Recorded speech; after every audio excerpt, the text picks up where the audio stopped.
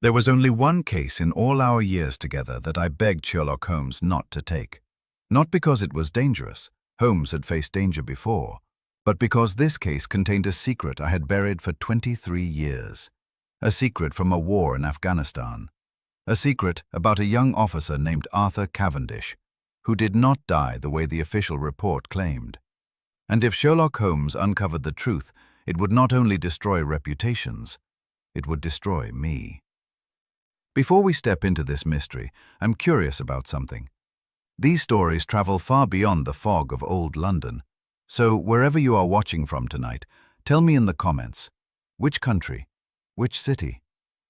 Now, let me take you back to London, February of 1895.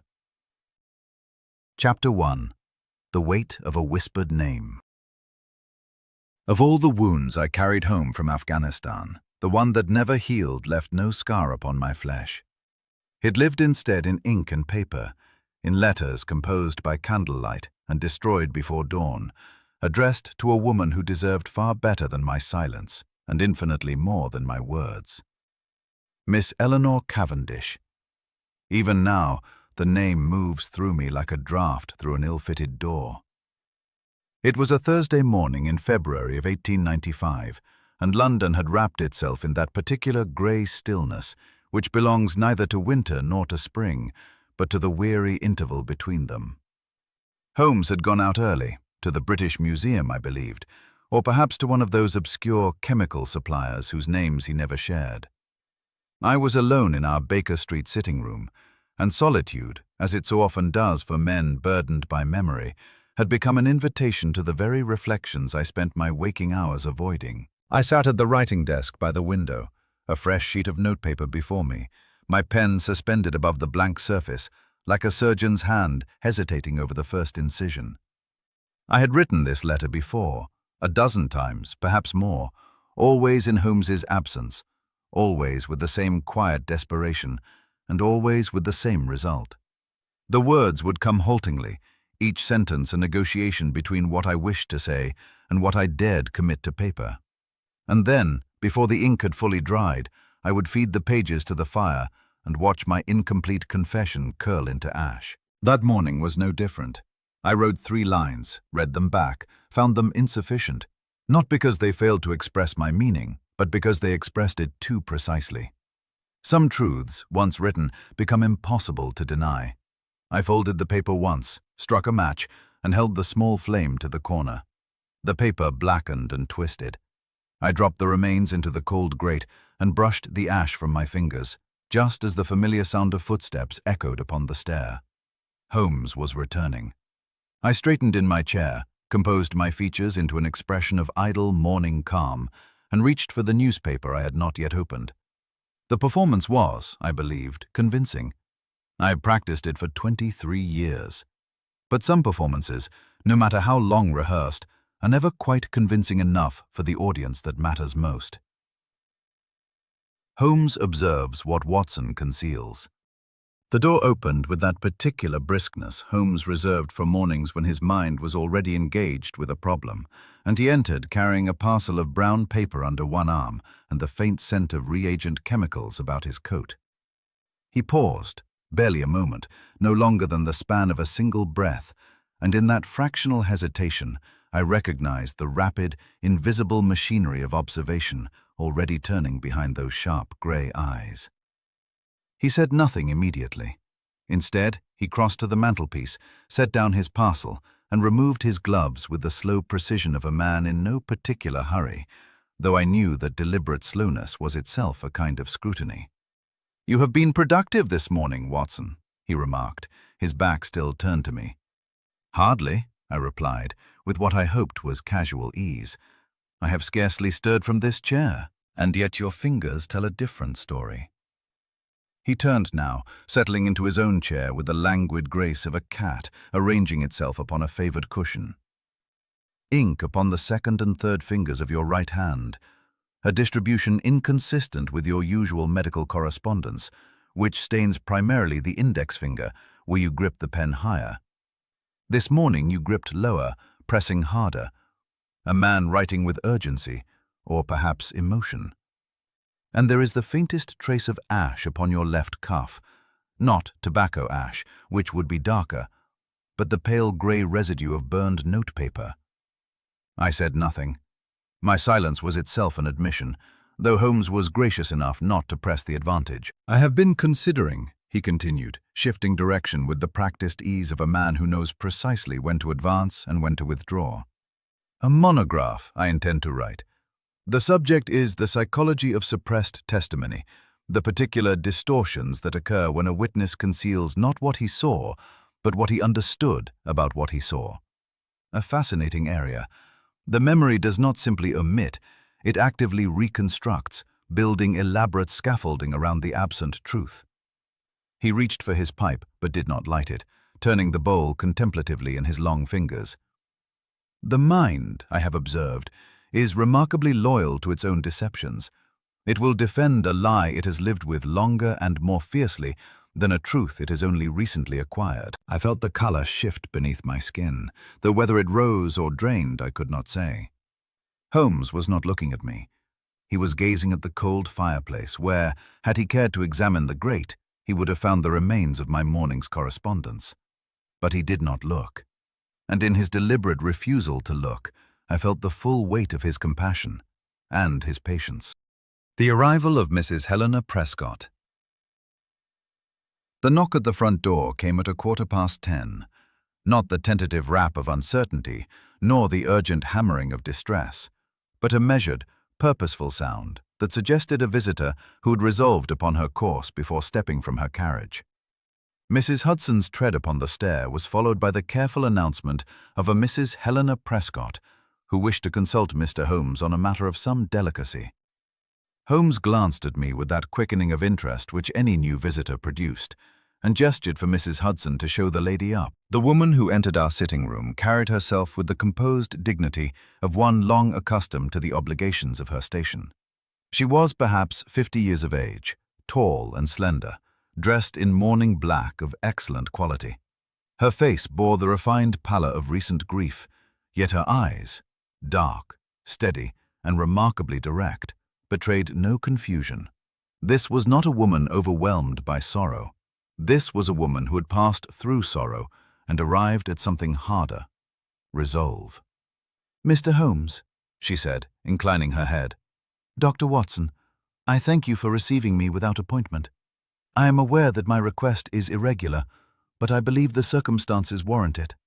Holmes indicated the basket chair opposite and resumed his own seat, fingers steepled beneath his chin in that attitude of concentrated attention I had observed 1,000 times. "Pray sit down, Mrs. Prescott. Irregularity is the natural habitat of this practice. You will find no objection to it here." She sat, arranging her skirts with a precision that spoke of habitual self-control. Her gloved hands rested upon the small black reticule in her lap, and I noticed, as Holmes surely did, the faintest tremor in her fingers, the single visible fracture in an otherwise immaculate composure. "My husband," she began, "was Colonel Marcus Prescott. He passed 3 weeks ago.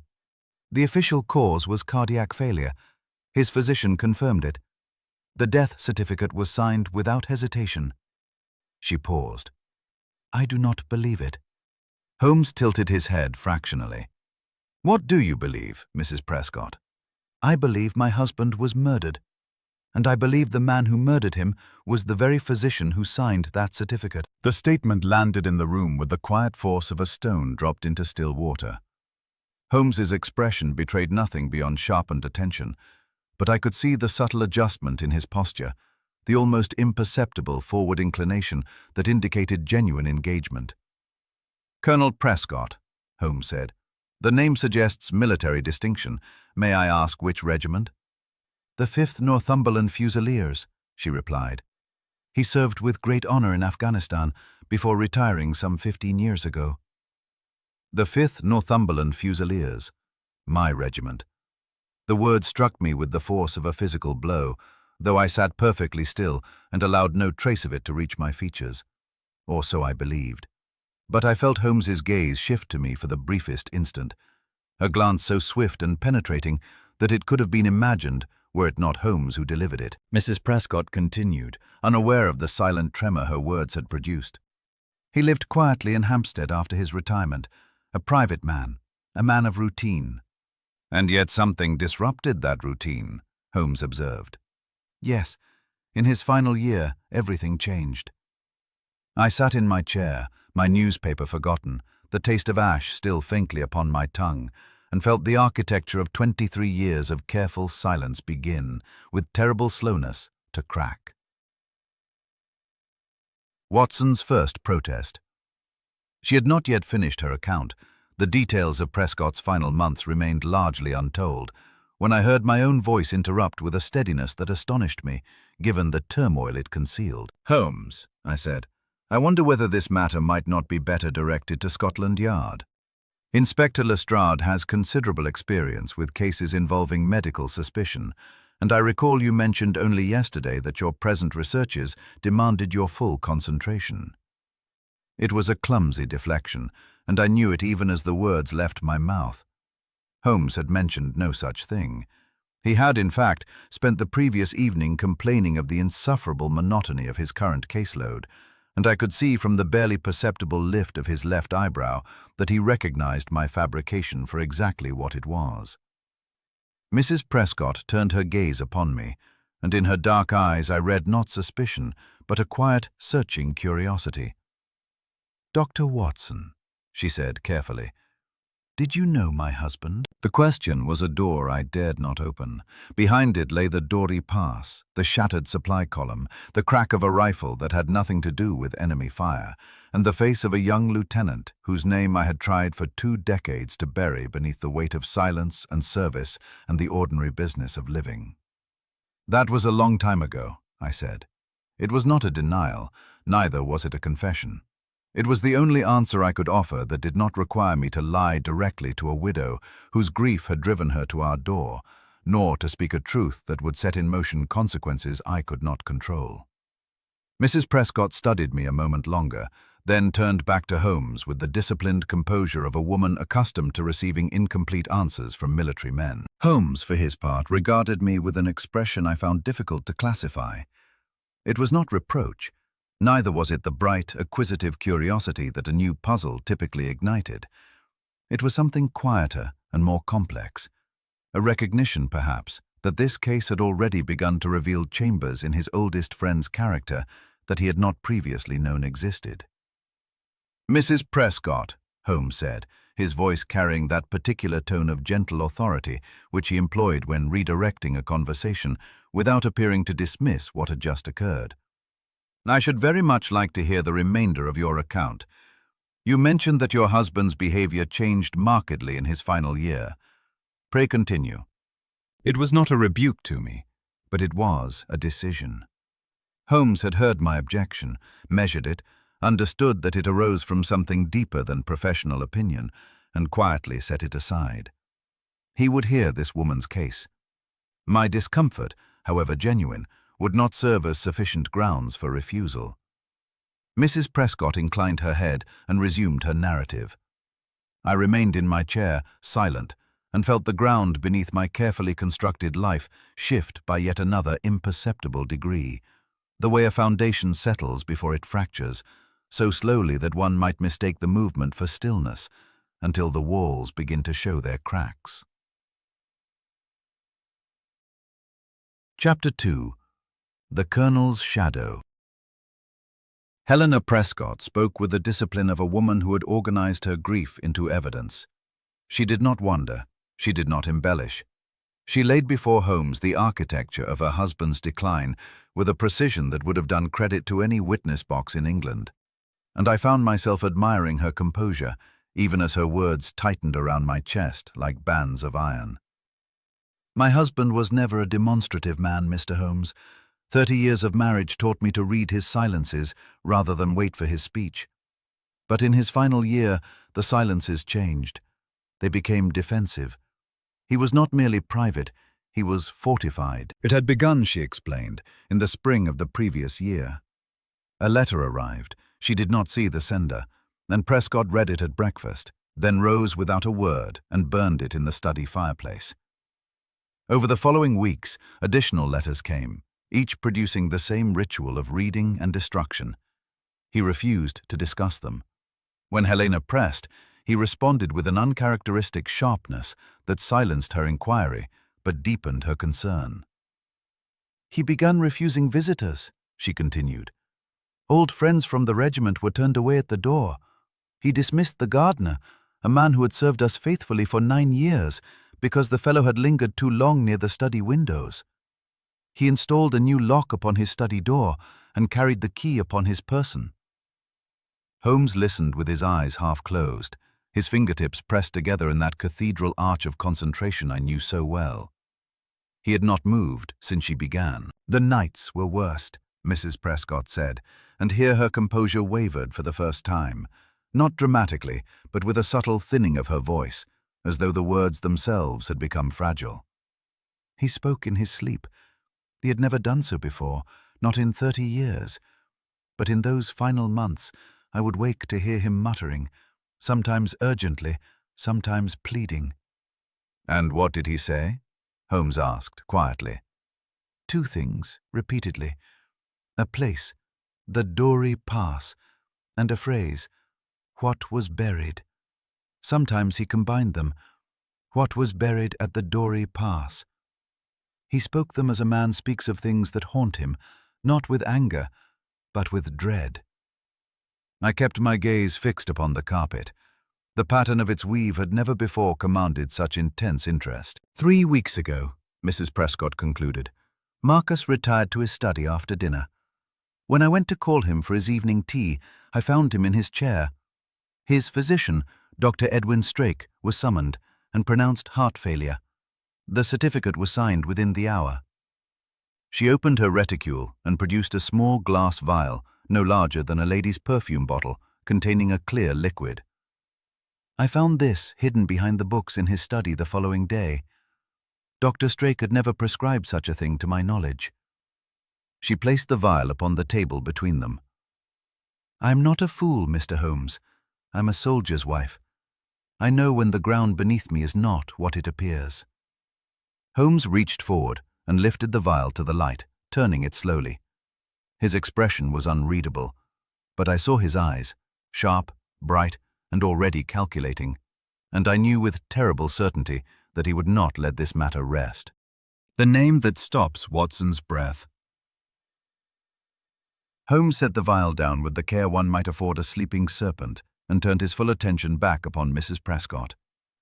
His questions, when they came, were delivered in that deceptively casual manner which I had long recognized as his most surgical mode of inquiry. Each word precisely placed, each pause calibrated to draw forth what direct questioning might fail to extract. "Mrs. Prescott, you mentioned your husband spoke in his sleep of the Doori Pass. Did he, in his waking hours, ever mention specific individuals connected to this distress?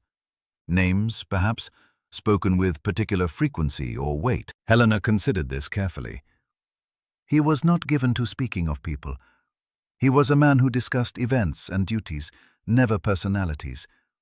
But yes, in his final weeks, 3 names appeared. The first was Dr. Strake himself, his physician. They had known each other for many years, though I never understood the origin of the connection. Marcus always said they had mutual professional acquaintance, but there was something beneath it, an obligation perhaps, or a debt." "The second?" "A solicitor, Mr. Thomas Ridley. He handled Marcus's private affairs, a trust of some kind, the details of which Marcus never disclosed to me. I knew only that quarterly payments were made from it, and that Ridley visited the house twice yearly to review its terms." Holmes nodded, filing each detail behind that vast, ordered intelligence. "And the third name?" Mrs. Prescott frowned slightly, as though attempting to retrieve a word from the edge of memory. "Cavendish," she said. "I do not know the Christian name, but Marcus spoke it in his sleep more than any other. He would say, 'Cavendish knows,' as though answering an accusation no one had made." The room did not change. The fire did not dim. The grey London light continued its patient entry through the windows of 221B Baker Street. And yet, in the space between one heartbeat and the next, Everything I had constructed, every careful wall, every practiced silence, every morning's destroyed letter, trembled at its foundation. Cavendish. I do not know what my face betrayed. I am a man trained in medicine and war, and both disciplines teach the governance of expression. But the name struck a place in me that no training could fortify. A place where a young lieutenant's face still lived, untouched by time, still bright with the conviction that had carried him forward when wiser men held back. I felt Holmes's gaze upon me, as distinct and unmistakable as a hand upon the shoulder. He saw. Of course he saw. He saw everything. Mrs. Prescott, gracious and observant in her own right, glanced between us. If she perceived the significance of the moment, she had the wisdom not to pursue it. Holmes thanked her with a warmth that, in another man, might have seemed perfunctory, but which I recognized as genuine. He assured her that the matter warranted investigation and promised to communicate his findings within the week. She departed with the same measured dignity with which she had arrived, and the door closed behind her, and the sitting room of Baker Street became very quiet. I stood at the window, my back to the room, watching her carriage pull away into the grey morning. I could feel Holmes waiting behind me, not with impatience, but with the careful stillness of a man who understands that some silences must be allowed to complete themselves before they can be broken. The first confrontation between friends. For a long moment, neither of us spoke. The sounds of Baker Street filled the space between us. The rattle of a passing hansom, the distant cry of a newspaper vendor, the domestic murmur of Mrs. Hudson moving below. Ordinary sounds. The sounds of a world that did not know what had just been set in motion in this room. I turned from the window. Holmes sat precisely as Mrs. Prescott had left him, fingers steepled, expression composed. But there was something in his stillness that I had learned over years of close companionship to distinguish from his usual analytical repose. It was not the stillness of a man thinking, it was the stillness of a man listening, attending not to external data, but to the currents of emotion moving through the room. "Holmes," I said, and my voice came out steadier than I had any right to expect. "I must ask you, and I ask it not as a casual preference, but as the most serious request I've ever made in our friendship, not to take this case." He regarded me without surprise. He had known this was coming from the moment I interrupted Mrs. Prescott's account, perhaps even from the moment he observed the ash upon my cuff that morning. Holmes was many things, but he was never unprepared. "You ask me to refuse a widow who believes her husband was murdered," he said. "Not an accusation, a clarification. I ask you to trust that there are matters connected to this affair which are better left undisturbed, matters from my time in service, matters that, if brought to light, would cause harm disproportionate to any justice they might serve." "Harm to whom, Watson?" The question was gentle. That was what made it devastating. Had he pressed me with the sharp, forensic insistence I'd witnessed him deploy upon suspects and witnesses, I might have found refuge in resistance. But his gentleness left me no wall to brace against. It asked me to explain myself as a friend, not to defend myself as a witness. "To several people," I said, "to the memory of a dead officer, to a woman who has already suffered enough, to the reputation of men who served their country in circumstances no civilian court could comprehend." "And to you," Holmes added quietly. I did not deny it. There seemed little purpose in denying what those grey eyes had already confirmed. Holmes rose from his chair and crossed to the mantelpiece, where he stood for a moment, examining the correspondence pinned there with a jackknife. A habitual gesture that meant nothing, except that he wished to grant me the mercy of his averted gaze. "Watson," he said, "I cannot refuse Mrs. Prescott's appeal. A woman has come to me with evidence suggesting her husband was poisoned, and a physician who discouraged proper examination. That alone compels inquiry. But I will promise you this: I shall proceed with care, and I shall not expose what need not be exposed, unless justice absolutely demands it." "Care may not be enough," I replied. He turned back to me then, and in his expression I saw something rare and precious. Not the brilliance that the world celebrated, but the steady, quiet regard of a man who valued my friendship above any puzzle, and who understood that what he was about to do might test that friendship to its limits. "It will have to be," he said. And so it began. The one case I begged him not to take, and the truth I had spent half a lifetime praying would remain buried in the mountain dust of the Doori Pass. Holmes alone, the first deduction. I retired to my room after our exchange, pleading a headache that was not entirely fabricated, and left Holmes to the silence of the sitting room and the workings of his own formidable mind. What followed I did not witness directly, but I reconstructed it afterward from the evidence he left scattered upon the deal table and from his own sparse account, offered days later, in a tone that suggested he had debated whether to share it at all. Holmes began, as was his custom, with the physical evidence. Mrs. Prescott's calling card, printed on heavy cream stock by a reputable Hampstead stationer, and the newspaper clipping she had provided. A brief obituary notice from the Times, recording the death of Colonel Marcus Prescott, late of the 5th Northumberland Fusiliers, at his residence in Hampstead on the 28th of January. The notice was unremarkable in its content, but telling in its brevity. A colonel of Prescott's tenure might have warranted a fuller tribute. Someone, it seemed, had preferred discretion. Holmes turned next to his index, that vast, cross-referenced collection of biographical data, press cuttings, and personal memoranda which occupied an entire shelf of our sitting room, and which he maintained with the devotion other men reserve for gardens or grandchildren. Under P, he found no entry for Prescott, which was itself informative. The man had lived a life deliberately shielded from public notice. Under D, for Doori Pass, he found a brief reference clipped from a military gazette of 1881. The engagement was minor by the standards of the Afghan campaign, a supply column escort ambushed in a narrow mountain corridor, heavy casualties, supplies lost. The column had been attached to the 5th Northumberland Fusiliers.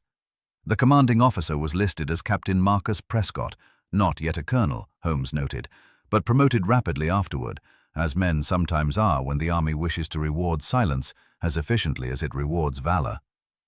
3 officers survived the engagement. Holmes wrote their names upon a sheet of notepaper in his precise, angular hand.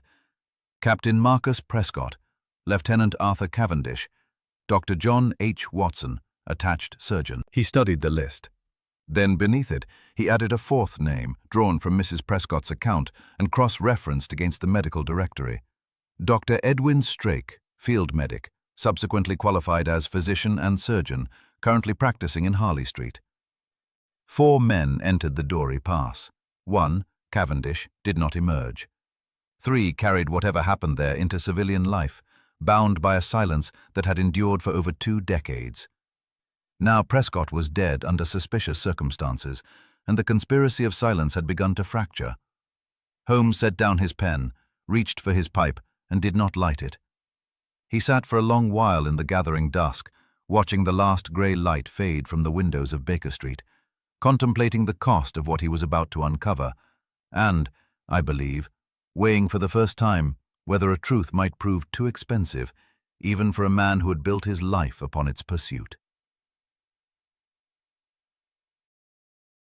Chapter 3. The Doori Pass. Sleep did not come that night.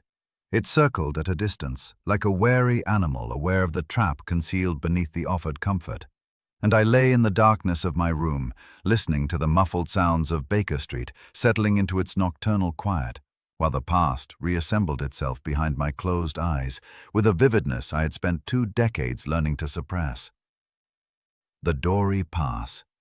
Even the name carried the texture of that place, the dry, mineral taste of dust that coated everything, the relentless clarity of a sky so blue it seemed to mock the bloodshed beneath it, and the silence of the mountains that absorbed the screams of dying men and returned nothing but echoes. We were 37 in the column. Prescott commanded. Cavendish, Lieutenant Arthur Cavendish, 24 years old, fair-haired, with an earnestness that the older soldiers mocked gently and admired privately, served as his second. I was the attached surgeon, responsible for the medical welfare of the company and the safe transport of a supply wagon loaded with surgical provisions, morphine, and field dressings, destined for a forward hospital where wounded men waited in conditions I prefer not to describe. The ambush came at the narrowest point of the pass, where the rock walls pressed close and the column could neither spread nor retreat without abandoning wagons. The first volley killed 6 men outright. The second scattered the mule teams. Within minutes we were pinned in a corridor of stone, with enemy fire raking us from positions we could not see, let alone reach. Prescott made his decision quickly. He ordered the column to abandon the rearmost wagon, the medical supply wagon, to consolidate around the ammunition stores, and to fight a retreating action toward the mouth of the pass. It was, by strict military logic, defensible. Ammunition preserved the column's ability to fight. Medical supplies, however desperately needed, could not stop bullets. Cavendish objected. Not with insubordination, he was too disciplined for that, but with a passionate clarity that I can still hear, 23 years later, as distinctly as I heard it in that corridor of dust and death. The wounded at the forward hospital would die without those supplies, he argued. Men already saved from the battlefield would perish on cots for want of the very provisions we were tasked to deliver. Prescott overruled him. Cavendish went silent. And then, in a moment that I have replayed 10,000 times without once arriving at a settled judgment, he broke from the column and ran toward the abandoned wagon. What happened next, the shot, the fall, the terrible stillness that followed, exists in my memory as a series of images separated by darkness, like lantern slides viewed through a shattered lens. I was there. I saw. And yet, for 23 years, I have told myself that I did not see clearly enough to know. Eleanor, his sister, wrote to me afterward. She had found my name in Arthur's letters home. I replied with the only gift I could offer, the assurance that her brother died bravely, facing the enemy. It was not entirely a lie, but it was not entirely the truth either, and the distance between those two positions is the space in which my conscience has lived ever since. Holmes visits the War Office. Holmes departed Baker Street early the following morning, offering me only the briefest explanation. A consultation at Whitehall on an unrelated matter, he said, though the care with which he avoided my eyes suggested the matter was anything but unrelated. I did not press him. I had spent the night in the company of ghosts and lacked the strength for further confrontation. What I later learned was this. Holmes proceeded directly to the War Office in Whitehall, where he maintained a discreet but effective network of contacts, cultivated over years of service to various government departments. His particular ally on this occasion was a junior clerk in the Records Division named Alderton, a meticulous, nervous young man whom Holmes had once extricated from a blackmail scheme involving forged racing debts, and whose gratitude expressed itself in a willingness to bend regulations that might otherwise have proved insurmountable. Alderton located the official military report of the Doori Pass engagement within the hour. It was a slim document, housed in a file marked with the 5th Northumberland Fusiliers regimental designation, and it bore the dry, bureaucratic tone common to military accounts of events too chaotic and too painful to render honestly. The report confirmed the essential facts. A supply column ambushed in the Doori Pass, heavy casualties, supplies lost. It listed the dead, 11 men in total, including Lieutenant Arthur Cavendish, whose cause of death was recorded as killed by enemy fire during the engagement. Captain Prescott was commended for preserving the bulk of the column under extreme conditions. Dr. John Watson was noted for providing medical aid under fire and was recommended for commendation. Holmes observed 2 irregularities. The first was that Watson's commendation, initially filed, had been rescinded 3 months later without recorded explanation. A rare and unusual reversal that suggested someone had raised objections after the initial reports were processed. The second was a sealed addendum appended to the file, stamped "Not for Public Record," and bearing the counter-signature of a brigadier whose name Holmes recognized as a man long since dead. Holmes requested access to the addendum. Alderton blanched and refused. The seal, he explained, could only be broken by authority of the Adjutant General's office, and any request would generate a paper trail that neither of them could afford. Holmes did not press the point. He had learned what he needed. The official record was incomplete, deliberately so, and someone of significant rank had ensured that the complete truth of the Doori Pass remained buried beneath bureaucratic seals. He thanked Alderton, noted the clerk's trembling hands and the way his gaze darted toward the corridor as though expecting interruption, and departed Whitehall with the settled conviction that the Doori Pass concealed not merely a wartime tragedy, but a deliberate act of institutional concealment, one that extended far beyond the 4 men who had survived the pass itself. The physician who knew too much. Dr. Edwin Strake practiced from a handsome address in Harley Street, the kind of premises that announced their occupants' prosperity through polished brass, heavy curtains, and the particular hush that settles upon places where wealthy patients pay generously for discretion. Holmes arrived without appointment, presenting his card to a starched receptionist who conveyed it to the inner office with an expression suggesting that unexpected visitors were as welcome in this establishment as drafts. Strake received him nonetheless. He was a man of perhaps 55, well-preserved, with the careful grooming and measured speech of a physician whose practice depended as much upon the impression of competence as upon competence itself. His handshake was firm, his smile practiced, his eyes immediately and unmistakably guarded. "Mr. Holmes," he said, gesturing to a leather chair opposite his desk, "your reputation precedes you, though I confess I cannot imagine what brings you to a medical consulting room. You appear to be in excellent health." "My health is not the subject of my visit," Holmes replied. "I come regarding your late patient, Colonel Marcus Prescott." The change was subtle. A man less trained in observation might have missed it entirely, but Holmes catalogued it with the precision of a naturalist recording the behavior of a specimen. The fractional tightening around Strake's mouth, the brief pause before his next breath, the slight withdrawal of his shoulders, as though some part of his body had attempted, involuntarily, to increase the distance between himself and the name that had just been spoken. "A sad loss," Strake said smoothly. "The Colonel suffered from a degenerative cardiac condition that I had monitored for some years. His death, while regrettable, was not unexpected. His widow believes otherwise. Mrs. Prescott is grieving. Grief distorts perception. I would have thought a man of your analytical disposition would recognize that." Holmes did not respond to the deflection. Instead, his gaze moved, casually, as though merely taking in the furnishings, across the office. He noted the medical library behind Strake's desk, standard texts on general practice, surgery, and pharmacology, but among them, 3 volumes on advanced toxicology that seemed inconsistent with a Harley Street general practitioner's ordinary requirements. He noted, too, a framed photograph on the shelf beside the window, a young man in military uniform, lean and sun-darkened, standing before a canvas tent. Afghanistan. The face was Strake's, stripped of 25 years and the careful polish of civilian success. "You served in Afghanistan," Holmes observed. "Many men did. It is hardly remarkable." "With the 5th Northumberland Fusiliers?" Strake's composure held, but only just. The surface remained smooth. Beneath it, Holmes could sense the rapid recalculation of a man assessing how much his visitor already knew.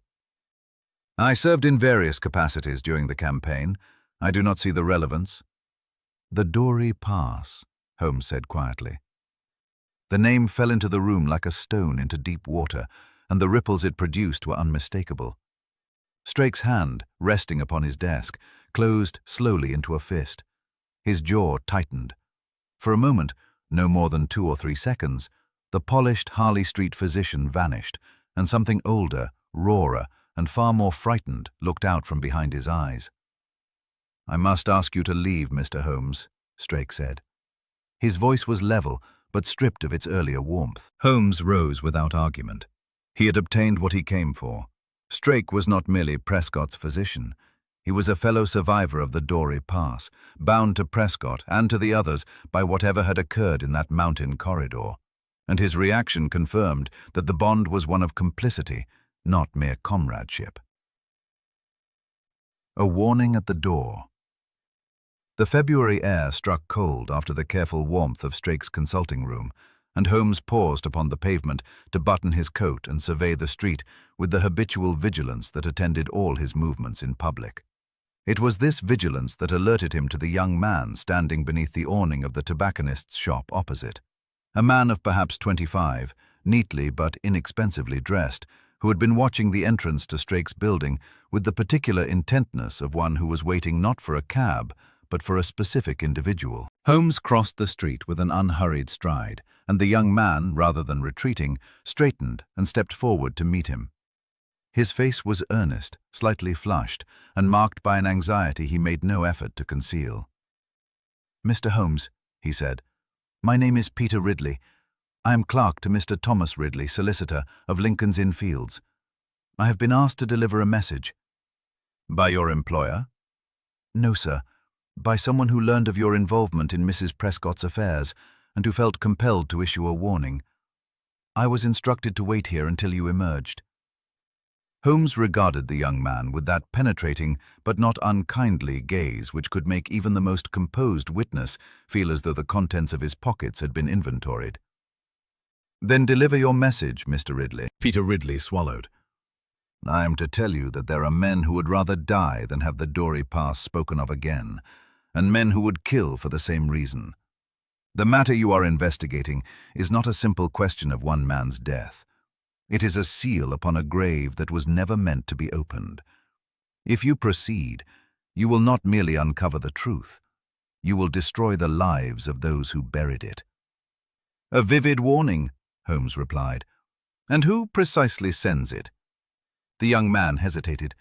His loyalty was visibly at war with his fear, and for a moment Holmes thought he would retreat into silence. But something, perhaps the directness of Holmes's gaze, perhaps a private conviction that the truth was already beyond containment, tipped the balance. "Someone who still considers Dr. Watson a friend," Peter said quietly. He turned and walked swiftly away before Holmes could respond, disappearing into the lunchtime crowd of Harley Street with the practiced anonymity of a man accustomed to conducting his employer's business without attracting notice. Holmes stood upon the pavement for a long moment, the cold wind pressing against him, the noise of the street flowing around him like water around a stone. The warning was clear. The implication was clearer still. Watson was not merely a witness to the Doori Pass affair, he was known to be vulnerable because of it. And somewhere in the web of silence that connected Prescott, Strake, and the dead, someone cared enough about Watson to risk exposure in order to protect him. Holmes hailed a cab and returned to Baker Street, more convinced than ever that Colonel Prescott's death was murder, and that its roots extended into a conspiracy of silence whose tendrils had been growing, unseen and unacknowledged, for nearly a quarter of a century. Chapter 4. The Architecture of Silence. The sitting room was quiet when Holmes returned, that particular quality of quiet that tells a man his companion is present but has withdrawn into himself, occupying the room without inhabiting it. I sat in my usual chair by the fire, a medical journal open upon my knee but unread, its pages serving as little more than a prop for the performance of normalcy I had been staging, with diminishing conviction, since Mrs. Prescott's visit. Holmes entered without fanfare, shed his coat, and settled into his own chair with the air of a man returning from an ordinary errand. He did not immediately address the case. Instead, he reached for the tobacco in the Persian slipper, filled his pipe with methodical care, and struck a match. "I was reminded today," he said between the first experimental draws, "of a case I handled some years before your time at Baker Street, a regimental matter, the Tankerville Club affair, though the details never reached publication. A group of officers had conspired to conceal a dishonorable act committed by one of their number during a skirmish in Burma. Not a grave act by the standards of war, a moment of cowardice quickly passed, but one which the regiment's honor could not accommodate. And so they agreed collectively to reshape the account." He paused, watching the smoke curl toward the ceiling. I said nothing, but I was listening with every fiber of my being, and Holmes knew it. What struck me was not the original deception. Men under fire make decisions that peacetime morality cannot fairly judge. What struck me was what the silence became over time. It began as a practical necessity, a brief, contained falsehood to protect a comrade. But silence, Watson, is not a static thing. It grows. It demands maintenance. It requires each man who shares it to continually recommit to the lie, and in doing so, each man becomes not merely a witness to the original act, but an active participant in its perpetuation. The silence becomes the greater transgression. The fire crackled softly. I stared into it. "Watson," Holmes said, and his voice shifted, not dramatically, but with a gentleness that I'd heard only a handful of times in our long association, and which moved me more profoundly than any confrontation could have. "Would you like to tell me about the Doori Pass before I learn of it through other channels?" The question was not a demand, it was an offering. A door held open by a friend who understood that the act of walking through it voluntarily would preserve a dignity that forced revelation would destroy. Holmes was giving me the chance to speak on my own terms, to shape the telling, to reclaim some measure of agency over a story that was rapidly slipping beyond my control. I set down the journal. My hands were not steady, but my voice, when it came, was. "I do not know where to begin," I said. "Begin wherever the weight is heaviest," Holmes replied. "The rest will follow." I closed my eyes, and for the first time in 23 years, I allowed myself to return to that corridor of stone and dust, not as a man fleeing his memory, but as one finally turning to face it. Watson's partial confession. I told him what I could, not everything. The complete truth was a structure I could not yet bear to dismantle in a single evening, but enough. Enough for Holmes to understand the shape of what I carried, if not yet every sharp and particular edge. "The supply column was ambushed in the Doori Pass on the 14th of June, 1880, I began, and the date came with the automatic precision of a thing I had tried to forget and failed. We were 37 men escorting provisions to a forward hospital near Kandahar. Prescott commanded. Cavendish was his lieutenant. I was the surgeon. I described the ambush, the first volley that turned order into chaos, the screaming of wounded mules, the dust that rose in clouds so thick it became impossible to distinguish friend from enemy at 20 paces. I described Prescott's decision to abandon the medical supply wagon in favor of preserving the ammunition stores and forcing a retreat. I described it as fairly as I could, for I understood then, as I understand now, that a commanding officer in the field faces calculations no civilian can fully comprehend, and that Prescott's choice, however agonizing, was not without military logic. "Cavendish objected," I said. "He argued that the wounded at the forward hospital depended upon those supplies, and that abandoning them was tantamount to condemning men already saved from the battlefield. Prescott ordered him to fall in with the retreat. Cavendish complied, for a moment, and then he broke from the column and ran back toward the wagon." I stopped. The silence in the room was absolute. "What happened then?" Holmes asked.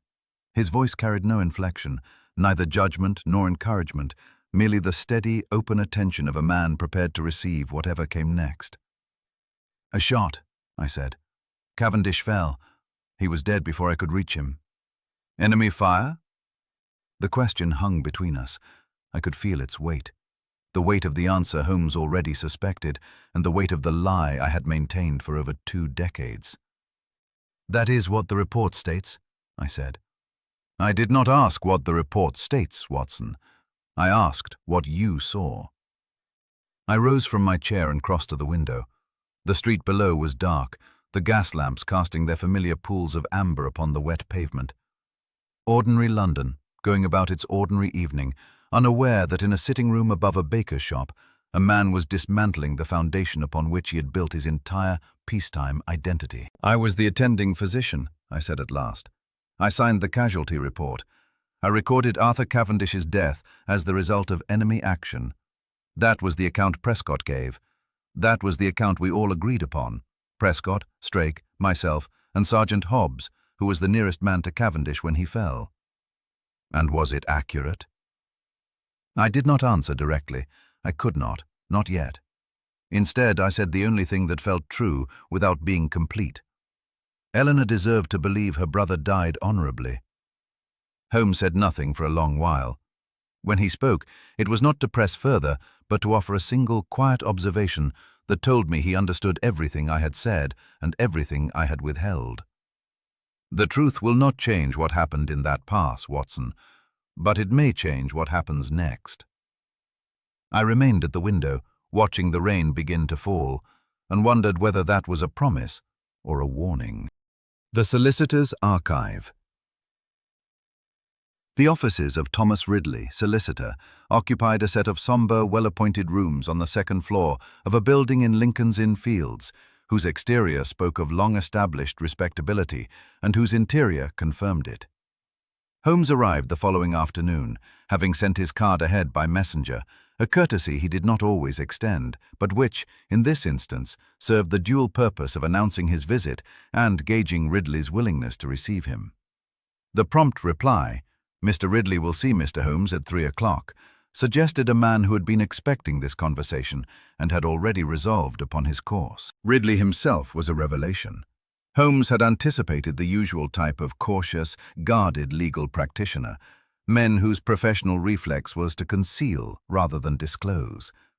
What he found instead was a gentleman of advanced years, perhaps 70, with sharp, pale eyes set deep in a lined face that bore the marks not of anxiety, but of long and weary contemplation. He did not rise when Holmes entered, but gestured to a chair with the economy of a man who conserved his physical energy for more important expenditures. "You are here about Prescott," Ridley said. It was not a question. "I am. I have been wondering when someone would come. I confess I expected the police rather than a private consultant, but perhaps this is preferable.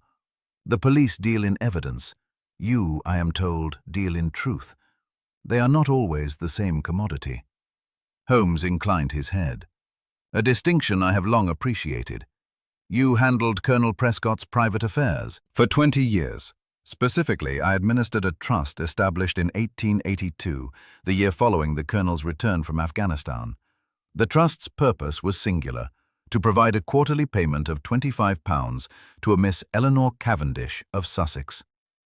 "The sister of Lieutenant Arthur Cavendish?" "Just so.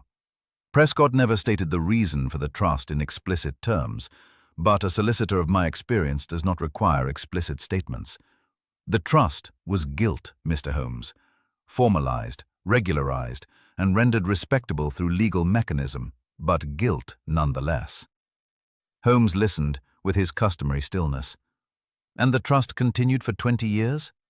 "Without interruption, until 6 months ago, when Prescott visited this office in a state of considerable agitation and instructed me to dissolve the trust upon his death and to destroy certain sealed documents held in my keeping.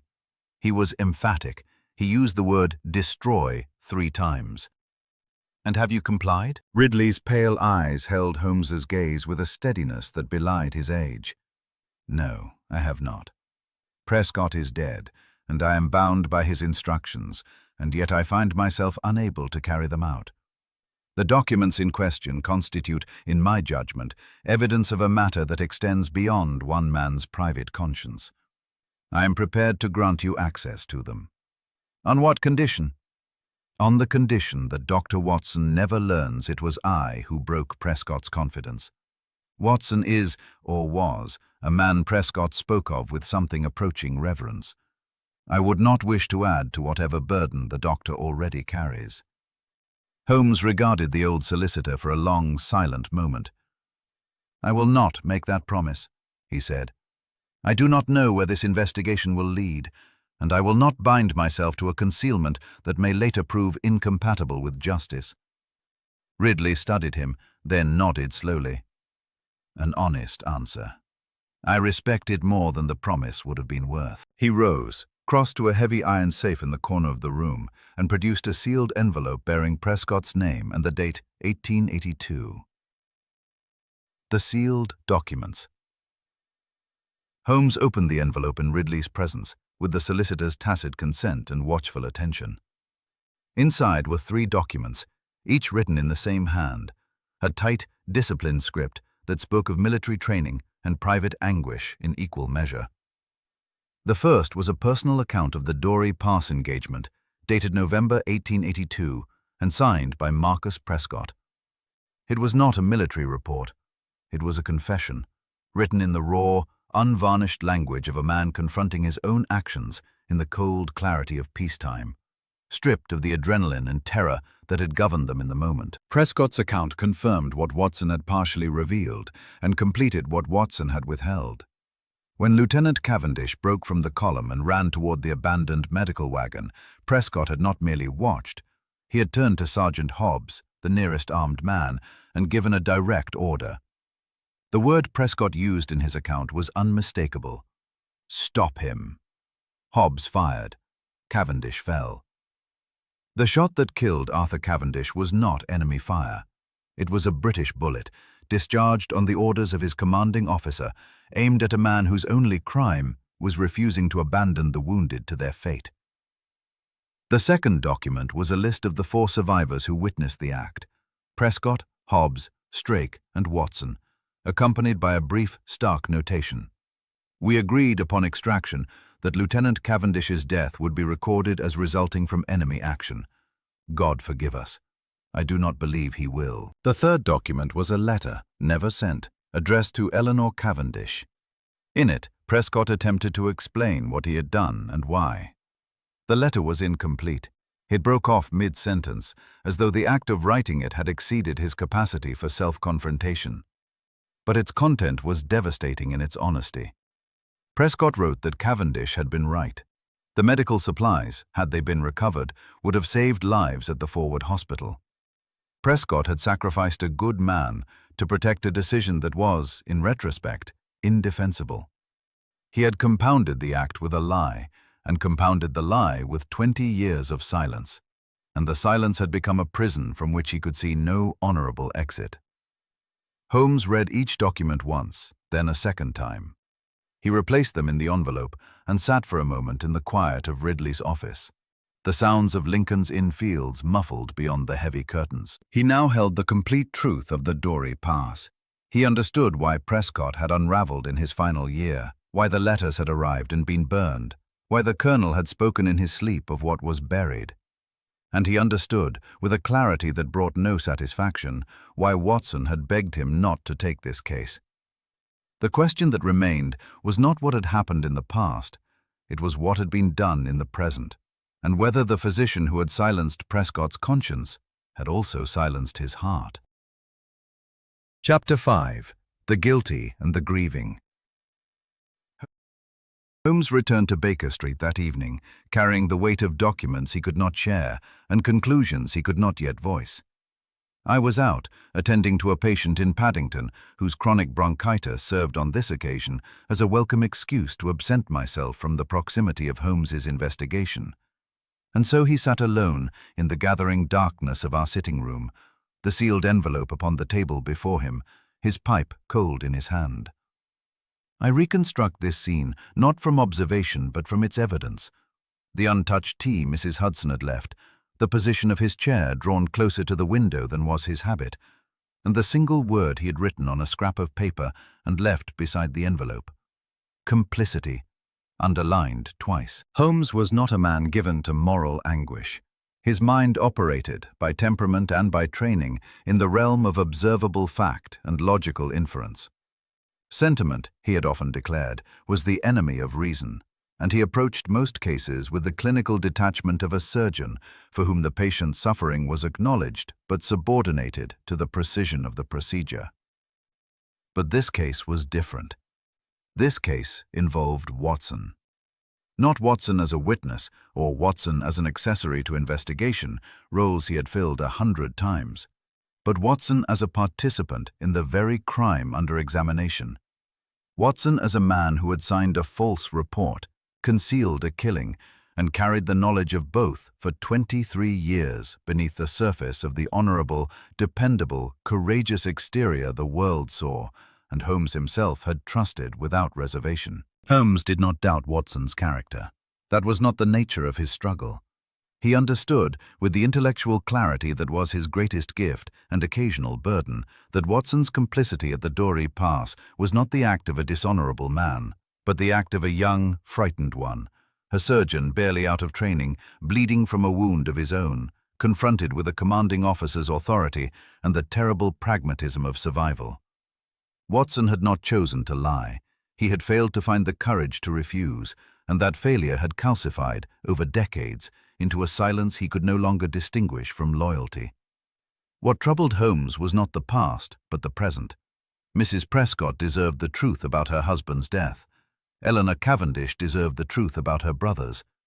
Justice, that cold, impartial principle to which Holmes had dedicated his professional life, demanded a full accounting. But a full accounting would expose Watson, and Holmes, sitting alone in the dark, discovered something about himself that no previous case had revealed. That there existed, within the architecture of his celebrated rationality, a room he had never entered. A room where the claims of friendship pressed against the claims of truth with a force his logic could not easily resolve. Locating Eleanor Cavendish, Holmes traced Eleanor Cavendish through the trust records Ridley had provided. The quarterly payments had been directed to a modest address in the village of Fernhurst, Sussex, a quiet place of lanes and hedgerows where a woman might live out her years in the privacy that reduced circumstances and old grief demanded. He travelled alone on the morning train without informing me, a decision I later understood as both protective and strategic. Protective because he wished to spare me the encounter until he had assessed its terrain, and strategic because he needed Eleanor's unguarded response to questions that my presence would inevitably complicate. The cottage was small, well-kept, and surrounded by a garden that even in February showed the signs of disciplined attention. Pruned roses, swept paths, a bird table freshly stocked. The woman who answered his knock was tall and spare, her hair silver, her face marked by the particular composure of one who has long since made peace with solitude. She studied Holmes's card with careful attention and invited him inside with a courtesy that was genuine but unhurried. "I have been expecting someone," she said, settling into a chair by the window. "Not you specifically, Mr. Holmes, but someone. When the payments stopped last month, I knew that whatever had sustained them had finally come apart." "You knew the payments came from Colonel Prescott?" "Not at first. For many years I believed them to be a military pension of some kind, a survivor's benefit perhaps, connected to Arthur's service. But pensions do not arrive through private solicitors, and they do not increase on the anniversary of a man's death, as these did each June. Eventually I understood that someone was paying not a debt, but a penance." Holmes studied her. "And yet you did not seek to identify the source." Eleanor Cavendish turned her gaze to the window, where the bare branches of an apple tree traced their patterns against the grey sky. "I considered it, many times, but I had already lost Arthur, Mr. Holmes. I had lost my parents to the grief of losing him. I had lost the life I might have had, the marriage, the children, the ordinary happiness that a brother's death and a family's collapse made impossible. What would knowing the source of the payments have given me? Another name to attach to my anger? I had spent enough years angry. I chose instead to let the money serve as evidence that someone, somewhere, regretted what had happened. That was sufficient." "Miss Cavendish," Holmes said, and his voice carried a gravity that the few who knew him well would have recognized as rare. "I must tell you that I have read Colonel Prescott's private account of your brother's death. The official record is false. Arthur was not killed by enemy fire." She was silent for a long time. The clock on the mantelpiece marked the seconds with quiet persistence. "I know," she said at last. "I have always known. Not the details. I do not know who gave the order or who fired the shot.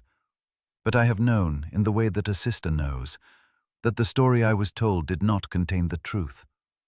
Arthur's letters home were full of a particular officer, a captain he admired but feared, and the account of his death was too clean, too simple, for the chaos his letters described. "I must also tell you," Holmes continued, "that Dr. John Watson was present and was party to the false report." Eleanor closed her eyes. When she opened them, they were bright but steady. "Dr. Watson wrote to me after Arthur's death. His letter was kind. It spoke of Arthur's courage with a warmth that felt genuine. I treasured that letter for many years." She paused. "Was Dr. Watson kind because he was guilty?" "I believe he was kind because he is kind," Holmes replied, "and guilty because he was young and frightened and unable to stand against what was done. Eleanor nodded slowly. "Then I forgive him. Not for his sake, Mr. Holmes, for mine. I forgave everyone connected to Arthur's death years ago, because the alternative was to carry them all inside me forever, and I had already carried enough." The vial identified. Holmes returned from Sussex by the afternoon train and proceeded directly to the premises of Mr. Albert Harwood, analytical chemist, whose laboratory occupied a cramped but impeccably maintained set of rooms above a pharmacist's shop in Marylebone. Harwood was a man of precise habits and exacting standards, qualities that made him invaluable to Holmes and insufferable to nearly everyone else, and he received the vial Mrs. Prescott had provided with the reverent attention another man might have bestowed upon a rare gemstone. The analysis required several hours. Holmes waited, occupying himself with a monograph on Southeast Asian plant alkaloids that Harwood kept in his modest reference library, while the chemist subjected the vial's contents to a series of increasingly refined tests. When the results were complete, Harwood delivered them with the clinical satisfaction of a man whose instruments had performed to his expectations. The vial contained a concentrated preparation of digitalis, specifically a tincture derived from the foxglove plant, refined to a potency far exceeding any standard therapeutic dosage. In moderate quantities, digitalis was a well-known cardiac stimulant, prescribed routinely for conditions of the heart. In the concentration present in the vial, however, it was something else entirely. A poison capable of inducing cardiac arrest that would be virtually indistinguishable from natural heart failure, particularly in a patient already known to suffer from cardiac weakness. Holmes absorbed this information with the grim satisfaction of a hypothesis confirmed. The vial was not medicine. It was a weapon, elegant, subtle, and almost undetectable, precisely the instrument a man with medical knowledge would choose if he wished to end a life without arousing suspicion. Dr. Edwin Strake possessed such knowledge. As Prescott's personal physician, he possessed unrestricted access to the Colonel's home, his medicine cabinet, and his person. He had the means, the opportunity, and, as Holmes now understood, the motive. Prescott had been deteriorating, speaking in his sleep, receiving agitating letters, burning correspondence. A man on the verge of confession, a man whose silence could no longer be trusted. Strake had not killed Prescott out of hatred. He had killed him out of fear. The particular, corrosive fear of a man whose entire respectable existence was built upon a lie, and who saw that lie beginning to crumble. Holmes considered the pattern. Prescott was dead, but was he the only one? The conspiracy of silence had bound 4 men. How many of them remained to threaten Strake's carefully maintained facade? The answer to that question would arrive sooner than Holmes expected, and it would transform the investigation from a matter of historical justice into one of urgent, present danger. Watson discovers Holmes's progress. I returned from Paddington that evening to find Baker Street in a state of deceptive tranquility.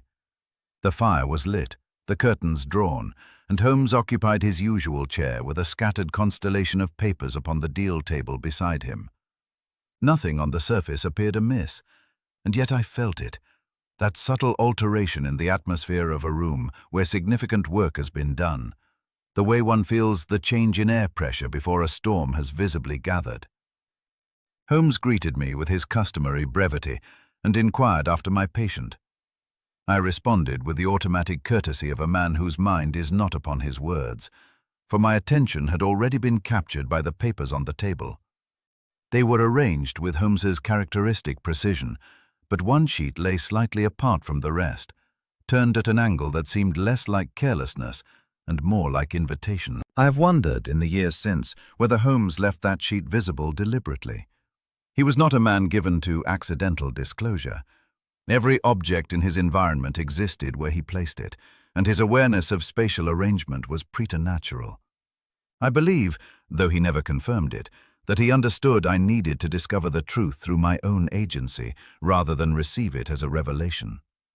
He gave me the means to find it, and the dignity of finding it myself. The sheet was a page of Holmes's notes, his angular, precise handwriting listing the 4 survivors of the Doori Pass, cross-referenced with dates and annotations.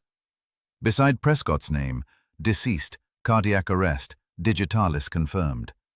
Beside a name I did not yet know, Sergeant Hobbs, deceased, cardiac arrest, 18 months prior, attended by Strake. Beside Strake's name, physician to both deceased, toxicological expertise confirmed.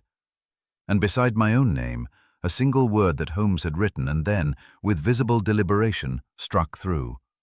Vulnerable. I stood over that table for a long time. The fire crackled.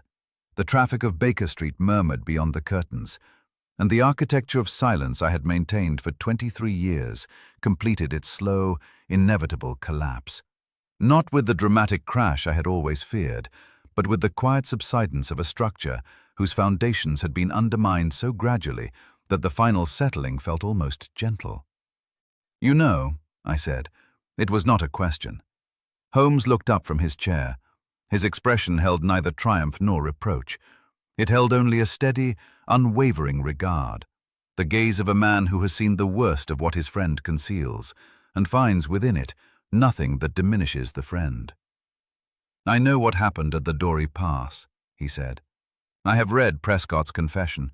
I know that Cavendish was killed by Hobbs on Prescott's order, and that you, Strake, and Hobbs agreed to record it as enemy fire." I sat down. Not in my usual chair, but in the nearest available seat, which happened to be the basket chair Mrs. Prescott had occupied 2 days earlier. The symmetry did not escape me. "I signed that report knowing it was false," I said. "I have carried that signature for 23 years. "Yes," Holmes said, "and the carrying has been its own punishment. A man without conscience does not destroy letters at dawn, Watson. He does not write to women he has wronged and burn the words before they dry. Your guilt is not evidence of your corruption. It is evidence of your integrity, an integrity that was tested beyond its strength at a moment when you were young, wounded, and alone." I could not speak. Holmes allowed the silence to settle, then continued in a tone that was quiet but resolute. "The question before us now is not what happened 23 years ago. It is what has happened in the last 18 months. Prescott and Hobbs are dead, both under Strake's care, both of cardiac failure. The vial Mrs. Prescott found contains concentrated digitalis. Strake is eliminating the witnesses, Watson, and you are the last one remaining." "What do you intend to do?" I asked. "I intend to find a murderer," Holmes replied. "And after that?" He held my gaze, but did not answer. And in his silence, I understood that he had not yet decided, that the great analytical engine of Sherlock Holmes's mind, which could unravel the most Byzantine criminal conspiracy with mechanical precision, had encountered a problem it could not solve through logic alone. How to serve justice without destroying the man he trusted most in all the world. Chapter 6. The Threads Tighten. The following morning brought confirmation of what Holmes had suspected and I had feared. A visit to Somerset House, where the public records of deaths were maintained with bureaucratic thoroughness, revealed that Sergeant William Hobbs, formerly of the 5th Northumberland Fusiliers, latterly a groundskeeper at a country estate in Berkshire, had died on the 12th of August 1893, 18 months before Colonel Prescott. The cause recorded on his death certificate was cardiac failure. The attending physician was Dr. Edwin Strake. Holmes had gone alone, sparing me the errand but not the knowledge. He laid the facts before me that afternoon with the measured precision of a surgeon displaying an X-ray. Hobbs had not been Strake's regular patient. He had been attended by a local Berkshire physician for years. But in his final months, Strake had appeared, ostensibly as an old comrade paying social calls, and had gradually assumed oversight of Hobbs's medical care, citing a cardiac weakness that the local physician's notes, which Holmes obtained through separate inquiry, did not corroborate. The pattern was unmistakable. 2 men, bound by the same secret, dead of the same cause, under the same physician's hand. Strake had positioned himself not as a healer, but as an executioner, patient, methodical, concealed behind the unassailable authority of medical expertise. "He has been systematic," Holmes observed, his voice carrying the detached admiration he sometimes expressed for criminal intelligence, however deplorable its application. "Hobbs first, because Hobbs was the weakest link, a man of limited means and education, increasingly given to drink, and therefore most likely to speak carelessly. Then Prescott, whose deterioration made him an imminent risk. Each death isolated, each cause unremarkable, each separated by sufficient time to forestall any connection. "And I am next," I said. Holmes did not soften the truth. "You are the last surviving witness apart from Strake himself. As long as you live, the Doori Pass secret has a voice. Strake's safety requires your silence, permanent silence, if his pattern holds." I absorbed this with the composure of a man who had faced death before, in places far less comfortable than a Baker Street sitting room. Fear was present, certainly. I would be a fool to deny it. But it was accompanied by something unexpected, a grim, almost liberating clarity. For 23 years, I had lived in fear of the truth emerging. Now that it had emerged, the fear transformed. It was no longer the shapeless dread of exposure, but the specific, tangible danger of a man with medical knowledge and murderous intent. And specific dangers, unlike shapeless dreads, could be confronted. Holmes sets a careful trap. Holmes composed the message to Strake that evening, seated at the writing desk with the deliberate concentration of a chess player committing to a decisive sequence of moves. I watched him write, revise, and rewrite with an attention to nuance that I'd previously observed only in his most consequential correspondence.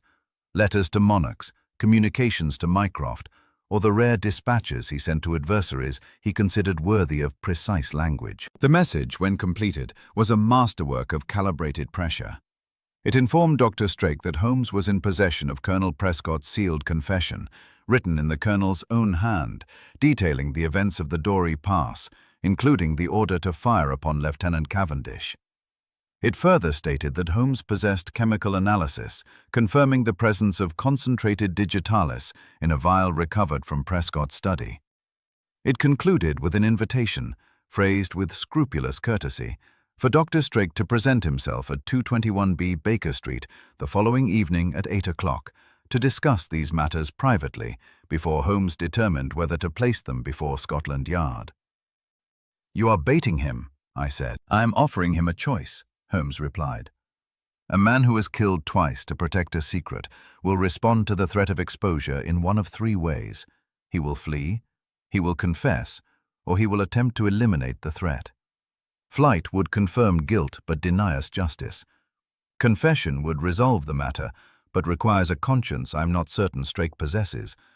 And an attempt against us." He paused, setting down his pen. "An attempt would be reckless, but desperation makes men reckless." "You are risking both our lives on the assumption that he will not simply disappear." "Strake will not flee. His entire identity, his Harley Street practice, his social standing, his carefully constructed respectability is anchored here. A man who is killed to preserve his life's architecture will not abandon that architecture voluntarily.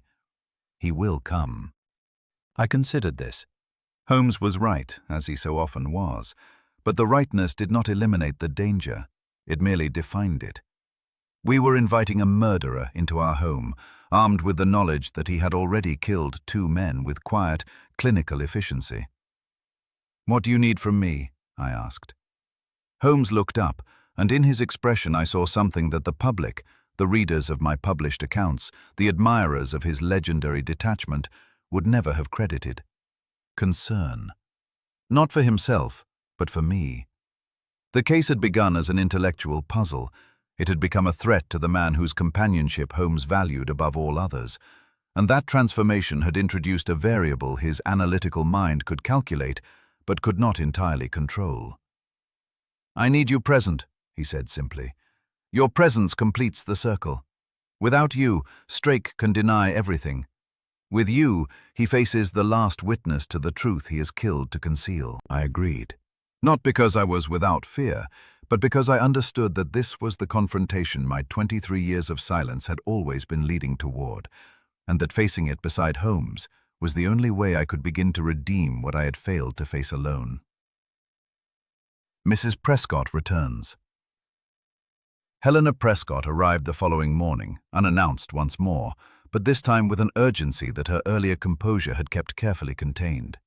She had not slept well. The shadows beneath her eyes testified to that, and her gloved hands carried a folded paper that she held with the particular tightness of one who has discovered something both precious and terrible. "Mr. Holmes," she said, before she had fully settled into her chair, "I have found something else. Among Marcus's papers, behind a false panel in his desk that I discovered only yesterday while preparing his study for clearance." She placed the paper upon the table. It was a letter, not sealed, not addressed, written in Prescott's hand with the unsteady script of a man composing words in extremity. The salutation read simply, "Arthur." Holmes unfolded it and read silently. I sat across the room, unable to approach, unable to retreat. The letter was Prescott's final attempt to address the man he had ordered killed. It was not a military communication or a legal document. It was something far more human and far more devastating. A direct appeal to the dead, written by a man who knew that death does not receive letters, but who had exhausted every other means of unburdening his conscience. "I gave the order in a moment of cowardice that I mistook for command," Prescott had written. "You were right, Cavendish. The supplies should have been recovered. The men at the forward hospital deserved the chance you tried to give them. I stopped you because your courage exposed my failure, and I could not bear the exposure. I have spent 20 years constructing justifications, and each one has crumbled upon examination. There is no justification. There is only what I did and what you tried to do, and the distance between them, which is the measure of my shame." Helena watched Holmes read. "Is this relevant to your investigation?" she asked. "It is," Holmes said, refolding the letter with care. "Mrs. Prescott, I must tell you that your husband's death was almost certainly not natural, and that I expect to reach a resolution within the next 24 hours. The truth, when it comes, will include matters from your husband's military service that are painful. He was not a villain, but he was a man who made a terrible decision and lived with its consequences for the rest of his life." Helena nodded. Her eyes glistened, but her voice remained steady. "I knew Marcus carried something. I did not know what. But I would rather understand his suffering than remain ignorant of it." I sat in my chair throughout this exchange, and I could not look at her. This woman whose husband I had helped to shield, whose grief had been compounded by decades of concealment, she sat before me, composed and courageous, and I could not meet her eyes. The contrast between her dignity and my cowardice was almost more than I could bear. Holmes glanced at me once. He said nothing, but in that glance I read both understanding and expectation. The time for hiding was nearly past. Watson writes his own letter. That evening, with the confrontation with Strake mere hours away, I sat once more at the writing desk by the window. Holmes had retired to his room to prepare, mentally I presumed rather than physically, for his preparations for intellectual combat were always internal, and I was alone with the familiar instruments of my private ritual: pen, paper, ink, and the ghost of a woman to whom I owed a truth I had never delivered. But this time was different. This time I did not intend to burn the letter. I wrote to Eleanor Cavendish. I wrote without the hedging and qualification that had characterized my previous, destroyed attempts. I wrote plainly, as a man writes when he has accepted that the cost of honesty, however great, is less than the cost of continued silence. I told her that I'd been present when her brother died. I told her that Arthur had acted with extraordinary courage, that he had defied a direct order because he believed the wounded men at the forward hospital mattered more than military protocol, and that this belief was correct. I told her that the shot which killed him was not fired by the enemy. I did not name the man who gave the order or the man who pulled the trigger. That was not my confession to make. But I told her that I had signed a false report, that I had recorded her brother's death as something it was not, and that I had done so out of fear rather than conviction. I told her I was sorry. Not in the elaborate, self-justifying manner of a man seeking absolution, but in the plain, unadorned language of one who has wronged another and knows that no words can undo the wrong. I asked for nothing, not forgiveness, not understanding, not reply. I simply told the truth, set it down in ink that I would not burn, and sealed the envelope with hands that trembled only slightly. I placed the letter in my breast pocket, against my chest, where it rested with a weight that felt, paradoxically, like the lifting of a burden rather than the addition of one. For 23 years I had written letters to Eleanor Cavendish and destroyed them. Tonight I had written one I would deliver, and the act of choosing delivery over destruction felt like the first honest thing I had done since the Doori Pass. Holmes's footsteps sounded in the corridor. The clock upon the mantel showed 7:30. In 30 minutes, Dr. Edwin Strake would arrive, and the final reckoning would begin. I touched the letter in my pocket, drew a breath, and rose to meet whatever came next. Chapter 7. The Surgeon's Hand. Strake's reply had arrived that morning by private messenger.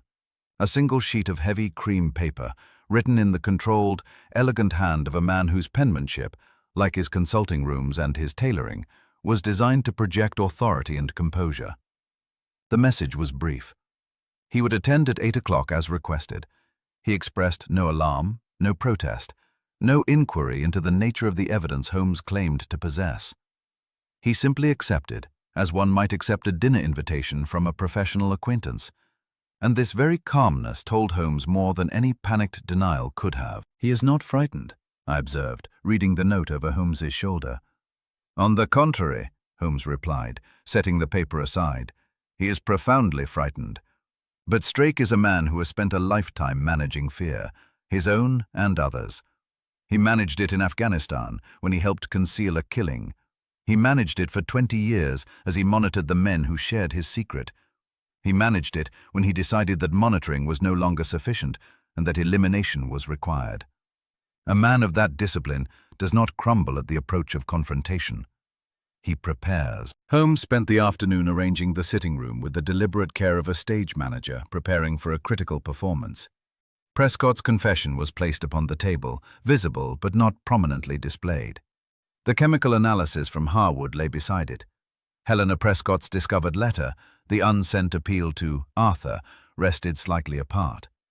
Each document occupied its position not by accident but by design, calculated to confront Strake with the full architecture of evidence the moment he entered the room. I asked Holmes whether I should be present. It was a genuine question, not a rhetorical one. Part of me, the part that had spent 23 years in hiding, wished to retreat to my room, to close the door, to let Holmes conduct the confrontation alone and spare me the ordeal of facing the man who shared my guilt and had transmuted it into murder. But another part, the part that had written and sealed a letter to Eleanor Cavendish and placed it against my heart, understood that this was not Holmes's reckoning alone.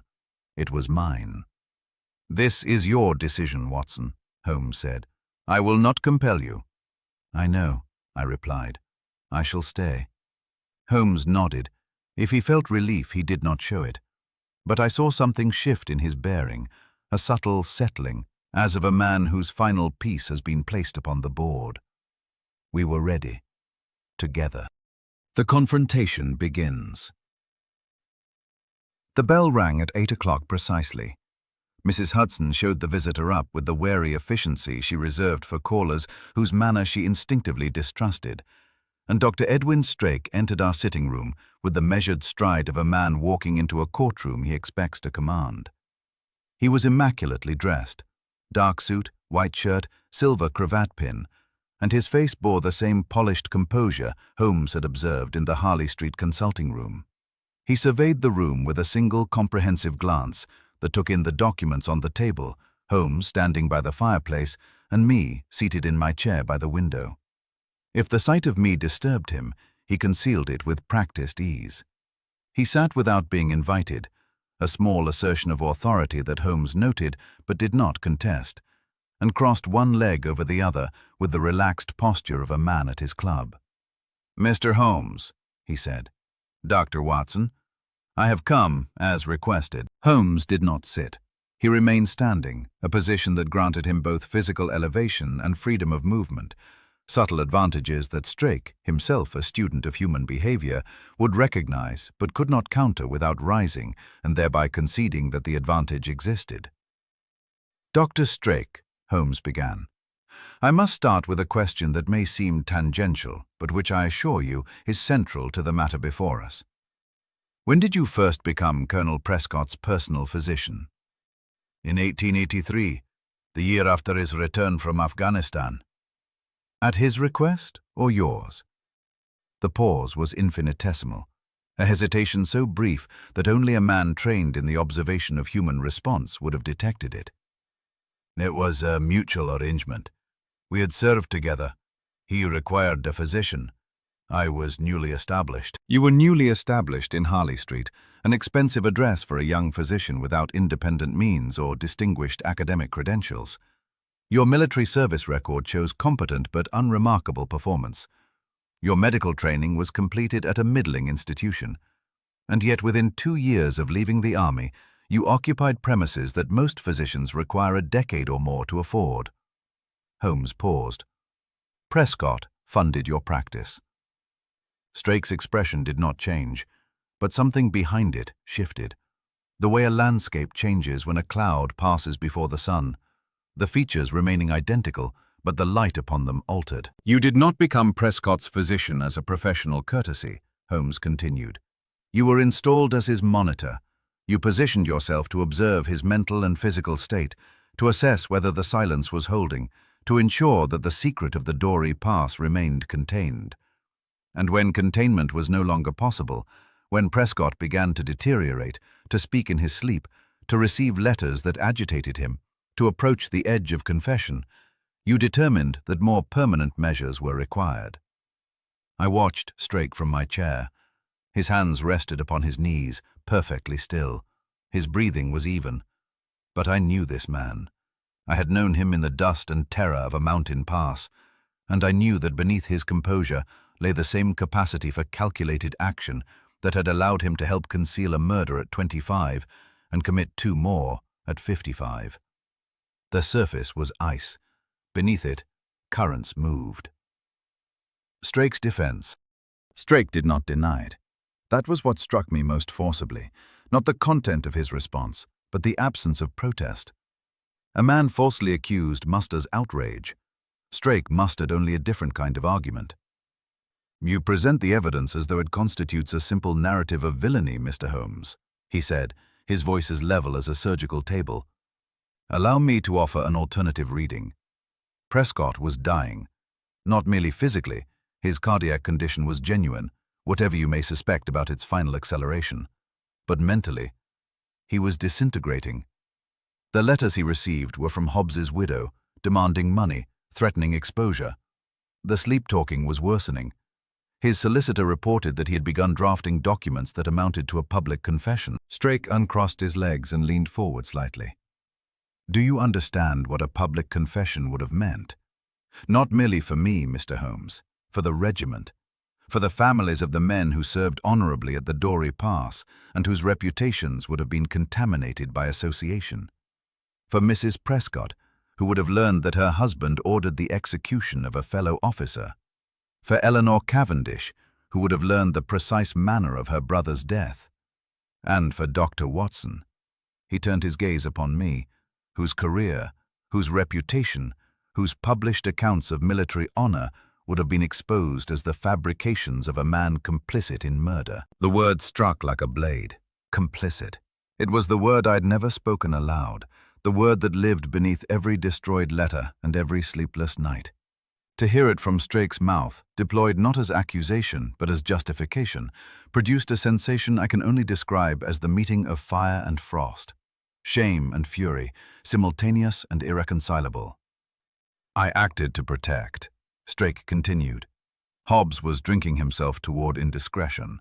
I intervened before he could destroy himself and everyone connected to him. Prescott was losing his mind to guilt. I intervened before his disintegration could engulf the innocent along with the guilty. I call it surgical mercy, Mr. Holmes. The removal of a threat to preserve the health of the whole." Holmes regarded him with an expression of cold, unwavering attention. "Mercy requires consent. Surgery requires a patient who has agreed to the procedure. You appointed yourself physician, judge, and executioner to men who were never consulted about their fate. That is not mercy, Dr. Strake. It is murder, made worse, not better, by the clinical precision of its execution. Strake turned to me. His eyes held something I had not expected. Not malice, not desperation, but a genuine and terrible appeal. "Watson," he said, "would you have preferred the world knew what we did?" The room fell silent. The fire crackled. The documents lay upon the table between us, mute testimony to a truth that had taken 23 years and 2 murders to surface. And Strake waited, watching me with the eyes of a man who believed, sincerely believed, that silence was a form of salvation. Watson answers. I stood. The act was deliberate, not theatrical, not impulsive, but the considered decision of a man who has sat long enough. I had spent 23 years sitting with this secret, and the posture had become its own form of complicity. Standing was the first honest movement I had made since the Doori Pass. "Strake," I said, and my voice was steadier than I had any right to expect, given the tempest it concealed. "For 23 years I believed as you believed. I told myself that silence was the lesser evil, that speaking the truth would cause more harm than concealing it, that the dead were beyond help and the living deserved protection. I told myself this every morning and every night, and I believed it with sufficient conviction to build an entire life upon its foundation." I paused. The fire hissed softly. Holmes stood motionless by the mantel, watching, allowing me this moment without interference, understanding as only he could that this was not his confrontation to conduct, but mine to claim. "But 2 men are dead, Strake. Hobbs and Prescott. Dead because the silence we chose became a living thing, a thing that grew, that demanded feeding, that consumed everything it was meant to protect. You did not preserve their honor, you ended their lives. And you did it not because you feared for the regiment, or for the families, or for me. You did it because you feared for yourself." Strake's composure flickered. The ice cracked, and beneath it I glimpsed something raw. Not guilt exactly, but the terrible exhaustion of a man who has maintained a performance for so long that the effort has become indistinguishable from his identity. "You speak of surgical mercy," I continued, "but a surgeon does not operate to protect himself from the patient's testimony. What you practiced was not medicine, it was erasure. And the tragedy, the deepest tragedy of all of this, is that it was unnecessary. Prescott wanted to confess, because confession was the only healing available to him. You killed him to prevent the very thing that might have saved his soul." I turned to face Holmes, then back to Strake, and spoke the words I should have spoken 23 years ago in a corridor of dust and dying men. Arthur Cavendish deserved the truth. He ran toward that wagon because he believed wounded men mattered more than orders. He was right, and we, all of us who survived, owed him the truth of how he died. We owed it to Eleanor. We owed it to every man who waited at that forward hospital for supplies that never came. We buried the truth to protect ourselves, and the burial has poisoned everything it touched. Strake said nothing. The silence that followed was not the oppressive, suffocating silence of concealment, but something different. The silence that follows a structure's collapse, when the dust is still settling and the air is finding new paths through the rubble. Holmes moved to the door and opened it. Inspector Lestrade stepped in from the adjacent room, where he had been listening with the patient professionalism that distinguished his best moments from his worst. Strake looked at Lestrade, then at Holmes, then at me. He rose from his chair, straightened his cravat, and extended his wrists with the composed surrender of a man who has been expecting this moment far longer than anyone in the room suspected. Chapter 8. The Reckoning. Lestrade approached with handcuffs, but something in Strake's bearing arrested the motion.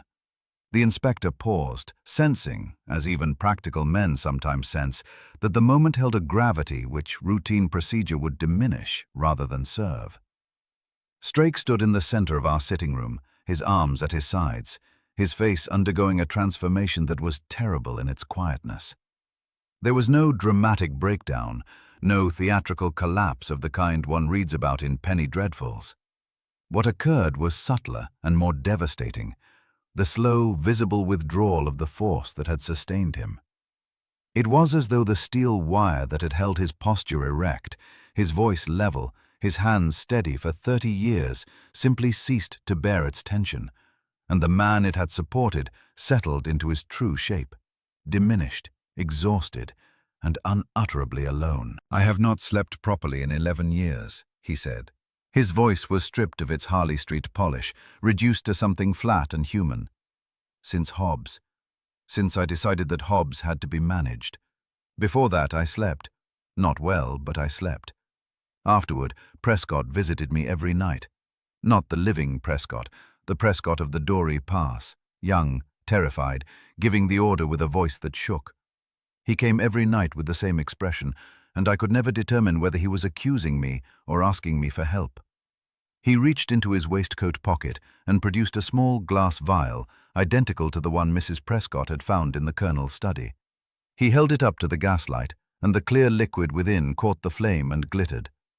"The third," he said. "Hobbs was the first. Prescott was the second. This was for me. When the last witness was silenced, when Watson was gone, I intended to follow. A physician's exit, clean, professional." Holmes stepped forward, and with a gentleness I had not expected, took the vial from Strake's unresisting hand. Their eyes met, and in that exchange I saw something pass between them. Not sympathy, for Holmes could not sympathize with murder, but recognition. Holmes understood the architecture of Strake's mind, even as he condemned its conclusions. He saw the logic, traced its terrible progression, and acknowledged its internal coherence while rejecting absolutely its moral foundation. Strake turned to me one final time. "I am sorry, Watson," he said. "Not for the reasons you might expect. I am sorry because I think you might have been strong enough to survive the truth. I never gave you the chance to prove it." Lestrade stepped forward then, and the handcuffs closed with a soft, definitive click. Strake was led from the room without protest, without scene, without any of the defiance or desperation one associates with the arrest of a murderer. He went quietly, as a man goes who has been carrying a weight beyond his strength and has finally, irrevocably, set it down. Holmes and Lestrade returned to the sitting room after Strake had been placed in the waiting police carriage, his expression carrying the particular blend of professional satisfaction and private discomfort that complex cases invariably produced in him. He was a good policeman, better than the published accounts of my adventures had sometimes suggested, and I felt a pang of retrospective guilt at the occasional sharpness with which I had characterized him. Tonight, his presence had been essential, his timing impeccable, and his discretion exemplary. "The evidence," Lestrade said, nodding toward the documents on the table. "I shall need all of it. The confession, the chemical report, the solicitor's papers." Holmes indicated the assembled materials. "They are yours, Inspector. Prescott's confession establishes motive. The chemical analysis establishes method. Strake's verbal admission, witnessed by Dr. Watson and myself, establishes guilt. You will also wish to exhume Sergeant Hobbs and examine the remains for digitalis traces. I suspect the findings will be consistent." Lestrade gathered the papers with careful hands, then paused. His gaze moved from Holmes to me and back again. "The Doori Pass business," he said, with the cautious delicacy of a man navigating terrain he knows to be mined. "Will that become public?" "That is not my decision to make," Holmes replied. "The facts will be placed before the court as motive for Strake's actions. What the court does with them is beyond my authority to determine." Lestrade nodded slowly, tucked the documents into his case, and offered me a brief, respectful inclination of his head that conveyed, without words, both acknowledgement of what I had endured and a reassurance that he would handle the matter with whatever care the machinery of justice permitted. After he departed, the sitting room felt larger, emptied not merely of people, but of the accumulated pressure that had built within its walls over the preceding days. Holmes stood by the window, watching the police carriage pull away into the darkness of Baker Street, his reflection a pale ghost upon the glass. "The law will address Strake's crimes," he said quietly. "It will weigh evidence, hear testimony, and render judgment with whatever approximation of justice its procedures allow. But the law cannot resolve the questions beneath the crimes, Watson. It cannot adjudicate the morality of an order given in terror, or the ethics of a silence maintained in shame, or the culpability of men who chose loyalty to each other over loyalty to the truth. No, I agreed, it cannot.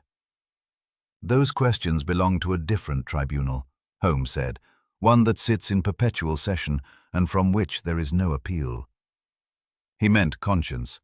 He meant the court that had convicted me 23 years ago and whose sentence I had been serving, in silence and in secret, ever since. I understood then that the case was solved, but the story was not finished. Justice for Prescott and Hobbs would follow its procedural course, but the justice I owed, to Eleanor, to Arthur's memory, to the truth itself, required something the law could not provide. It required me. Mrs. Prescott receives the truth. We called upon Helena Prescott the following afternoon. Holmes had suggested I might prefer to remain at Baker Street, but I declined. I had spent 23 years allowing other men, Prescott, Strake, the institutional machinery of military concealment, to stand between me and the consequences of my actions. If Helena Prescott was to learn the full truth, I owed her the courtesy of being present when she heard it. She received us in the drawing room of the Hampstead house, a room that still bore the subtle signs of recent bereavement, a black-bordered mirror, fresh flowers placed before a framed photograph of the Colonel in his younger years. She sat with the same composed dignity she had shown at Baker Street, her hands folded in her lap, her eyes moving between Holmes and me with an attention that missed nothing. Holmes spoke with a directness tempered by compassion. He told her that Dr. Strake had been arrested for the murder of her husband, and that the evidence was comprehensive. He explained the method, the digitalis, the exploitation of Prescott's existing cardiac condition, the clinical precision of the act. Helena listened without interruption, her expression grave but controlled. Then Holmes told her about the Doori Pass. He did not rush. He did not soften. He presented the facts as they were. Her husband had ordered the killing of a young officer who had defied him and had spent 20 years concealing it. He framed Prescott not as a monster, but as a man undone by a single catastrophic decision, a decision made in terror, regretted immediately, and atoned for inadequately through silence and secret payments to the dead man's sister. Helena wept. Not dramatically, she was not a dramatic woman, but with the quiet, steady tears of one who has finally received an answer to a question she had carried for years without daring to ask it aloud. She wept for her husband's suffering, for the secret that had consumed him, and, I believe, for the young officer whose life had been taken so unjustly. When she had composed herself, she turned to me. "You were there," she said. It was not an accusation, it was a recognition. "I was," I said. "I signed the false report. I helped conceal what happened. I have no defense, and I offer none. I can only tell you that your husband was not the man this single act might suggest. He was tormented by it. The payments to Miss Cavendish, the letters, the sleepless nights, they were the evidence of a conscience that never quieted." Helena studied me for a long moment. Then she reached out and took my hand. "Any man who carries guilt so long," she said, "has already suffered his punishment." I held her hand and said nothing, because there was nothing adequate to say, and because her grace, in that moment, exceeded anything I deserved. Chapter 9. The Letters We Carry. I travelled to Sussex alone. Holmes offered to accompany me, and his offer was genuine. I could see it in the way he reached for his coat before the words were fully spoken, the instinctive movement of a man who has grown accustomed to standing beside his friend in difficult moments. But I declined. This journey required solitude, not because I wished to suffer alone, but because the act of walking toward Eleanor Cavendish's door with a sealed confession in my breast pocket was something I needed to accomplish under my own power. Holmes had carried this case. He had uncovered the truth, confronted the murderer, and navigated the labyrinth of silence that I had helped to build. This final step was mine. The train to Fernhurst departed Waterloo at 9:30, and I spent the journey watching the winter countryside unfold beyond the window. Bare fields, skeletal hedgerows, the occasional farmhouse trailing wood smoke into the colourless sky. England in February possesses a beauty that is not beautiful in any conventional sense, but which resonates with a particular frequency in the hearts of men who have seen the landscapes of war. It is the beauty of quietness, of safety, of land that has not been torn apart by violence. I had lived in this country for 23 years since my return from Afghanistan, and I'd never once felt I fully deserved its peace. Eleanor Cavendish answered her own door. She was dressed simply, her silver hair pinned neatly, her expression carrying the composed expectancy of a woman who has learned to face what comes without flinching. She studied my face for a moment, not with hostility, not with welcome, but with the careful attention of one assessing whether the man before her is the same man she has carried in her imagination for 2 decades. "Dr. Watson," she said, "please come in."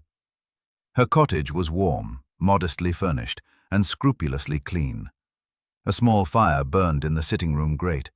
On the mantelpiece stood a photograph of a young man in military uniform, fair-haired, clear-eyed, with a directness of gaze that struck me like a physical blow, because I remembered that gaze, had seen it on a mountainside, had watched it extinguished. "Mr. Holmes visited me several days ago," Eleanor said, settling into her chair and gesturing me toward another. "He told me about Marcus Prescott's confession. He told me about the order. He told me about your role." I had not known. Holmes had not mentioned his visit, and the discovery that Eleanor already possessed the truth rearranged the moment I had been preparing for. I had come to confess, to deliver revelation. Instead, I found myself delivering something both simpler and more difficult. Confirmation from my own lips of what she already knew. I drew the letter from my pocket and offered it to her. "I wrote this before I knew you had spoken with Holmes. I would like you to read it nonetheless." She took the envelope, opened it and read in silence. The fire crackled. The clock ticked. The photograph of Arthur Cavendish watched from the mantelpiece with eyes that would never age. When she finished, she folded the letter carefully and held it in her lap. "You wrote that Arthur was the best of you that day," she said. "He was. And you wrote that you have spent your life failing to live up to his example." "I have." Eleanor looked at me with an expression that contained sorrow, understanding, and something else. Something I did not immediately recognize because I had so little experience of receiving it. Absolution. Not the formal ecclesiastical kind, but the human kind, the kind that comes from a person who has suffered because of your failure and who chooses, from a strength you cannot fathom, to release you from it. Delivering this letter, Dr. Watson, after all these years, that is itself an act worthy of my brother. I could not speak. I sat in the warm cottage of the woman I had wronged, holding the silence that followed her words the way a man holds something fragile and infinitely precious. And I understood that forgiveness, when it comes, does not erase the past. It simply makes it possible to continue living. The return to Baker Street. The return journey passed in a state of quiet that was unlike any I had previously experienced. It was not the oppressive silence of concealment, nor the exhausted blankness that follows crisis, but something gentler, a settling, as of dust after a long disturbance, each particle finding its natural place of rest. The countryside rolled past my window in reverse, the bare fields and hedgerows now tinged with the amber light of a winter afternoon, and I watched them with the eyes of a man who has set down a burden he was no longer certain he could have carried much further. Baker Street was lamplit when I arrived, and I climbed the 17 steps to our sitting room with a weariness that was more spiritual than physical. I opened the door and found Holmes seated in his chair, his violin resting across his knee, the bow moving in slow, measured arcs across the strings. The piece he played was not one I recognized, not the melancholy Mendelssohn he favored during periods of introspection, nor the sharp, restless Bach that accompanied his most frenetic thinking. It was something warmer, something that spoke of resolution without triumph, of endings that are also, in their quiet way, beginnings. He did not look up as I entered. He continued playing, and I understood the music for what it was. Not a performance, but an offering. Holmes's way of saying what his temperament would not permit him to express in words. Welcome. Relief. the particular gladness of a man whose friend has returned from a journey that might have broken him and has returned instead, restored. My chair waited for me, and beside it a cup of tea, still warm, which meant Holmes had timed it to my arrival with characteristic precision. I sat. The violin sang its quiet, unhurried melody. The fire burned steadily, and for a long while neither of us spoke, because the silence between us was no longer the dangerous, corrosive thing it had been a week ago. It was the comfortable silence of two men who have weathered a storm together and find, on the other side, that their companionship has not merely survived, but deepened. When the music faded, Holmes set the violin aside and regarded me with an expression of calm inquiry. He did not ask about Eleanor.